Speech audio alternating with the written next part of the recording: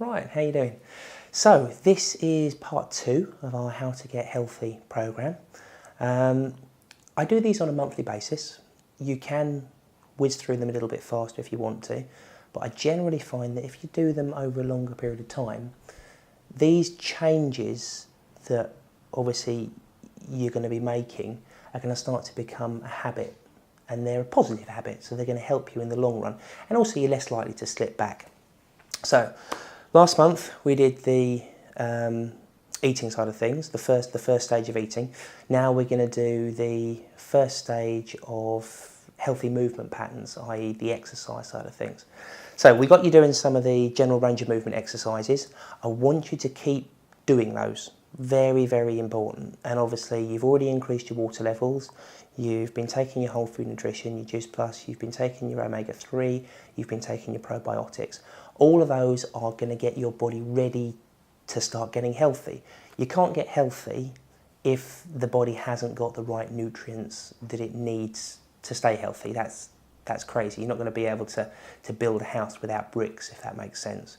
So you need to have those foundations there. So what we're going to get you to do now is to start just ramping up those exercises a little bit. If you go to the website, you will notice that you've got your stage 1 exercises, which are your flexibility type exercises, but then you've got the stage 1 correction and strengthening exercises. Now these are fantastic, but you have to do them very, very gently, very slowly, and do them to the limit that is good for you. Okay, so for example, I wouldn't recommend anyone go in and start doing full-on sit-ups without being able to do the plank and holding that plank properly for 2 minutes. It's amazing how I come across people and meet people that can do 50 sit-ups, but you get them to do a plank and you get them to do the plank properly and they collapse, or they're wobbling and shaking all over the place. You've got to be able to hold something properly in the basics before you can move to that next level. That is fundamentally important to what we're trying to do. Now, why are these exercises so important? Basically, all the research has shown that if we look back over the millennium, go back to like Paleolithic times, we need to be doing a darn sight more exercise than we're currently doing to stay healthy.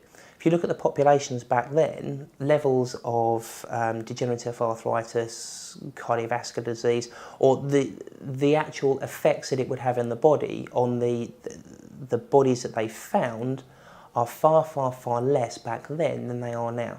So obviously they were eating slightly better, but more importantly, they were doing a lot more exercise. So today they recommend that everyone does half an hour's exercise a day.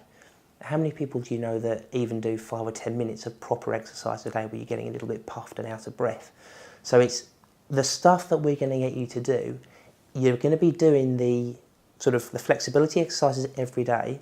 Some of these exercises like the plank every day, and then the other ones every other day, and working your way through.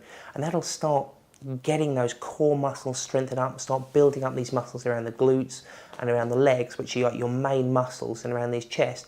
And once those muscles are working properly, they're going to up your metabolism. And as your metabolism increases, guess what?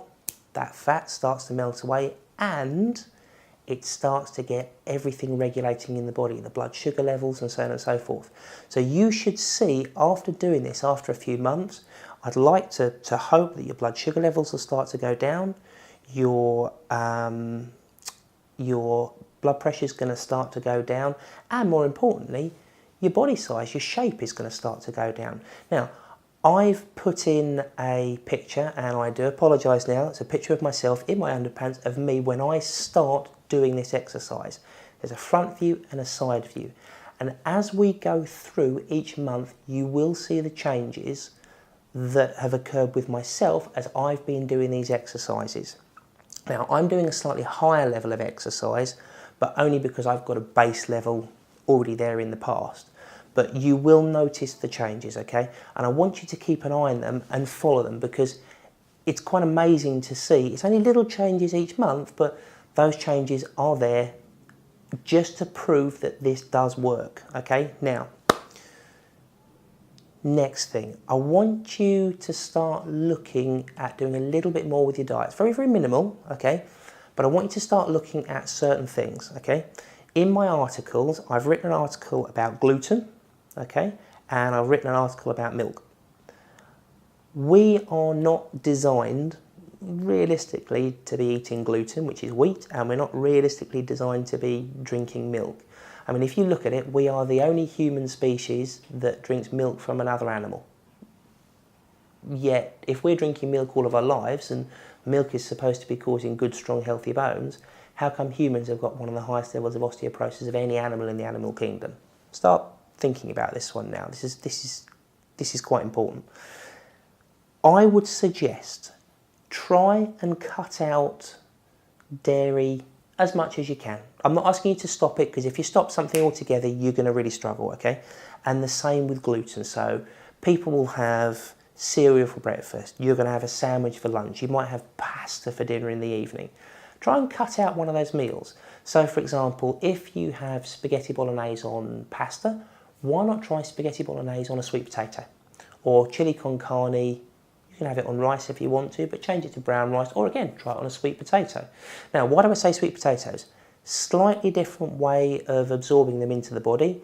They don't cause your insulin levels to spike quite as much, so they're going to be better for you if you want to be sort of trying to balance the body's levels of insulin to try and lose a little bit of weight long term. With regards to breakfast in the morning, I'd start with this. Have your fruit, okay, but try having porridge oats. Now, some people say that porridge has got gluten in it. It's usually because it's manufactured in a factory that also processes gluten, so you can get gluten-free porridge. I know from looking around this area, if you go to Greens at Leigh-on-Sea, they do gluten-free porridge oats. If you can, try and get the whole oat porridge. It's a little bit harder to digest in your body, and obviously it's going to be slightly better in the long term. I tend to have my porridge with either almond milk or sometimes oat milk, but it's not quite as tasty as almond milk. My favourite one is actually coconut milk. So I'll put some mixed seeds, some whole food porridge oats and some coconut milk, put it in the fridge the night before and just let it soak, a little bit like muesli, and that's, you know, with a few raisins, and I'll tend to have that for breakfast. So give that a try, start integrating that. You're still having your fruit, you're still drinking lots and lots of water. Again, I don't know if I mentioned this last time, for every litre of water you drink, squeeze half a lemon into it. It alkalises the body, makes a big, big difference on the way the body functions. You'll also find that it'll help to sort of limit those sort of coughs and colds and bugs and whatnot that's whizzing around so much at the moment. Next month, we're going to go over the thinking side of things. That's going to be a little bit more complicated, but if you go to the Facebook page, I do put some stuff up on that. I highly recommend you look through there, look around the website, look at the bits and bobs that we do around the website. There's some articles on there, some written articles, and there's other videos along with this one that you're watching now. So anyway, I'll speak to you next month, and yeah, enjoy yourself. Speak to you soon. Bye-bye.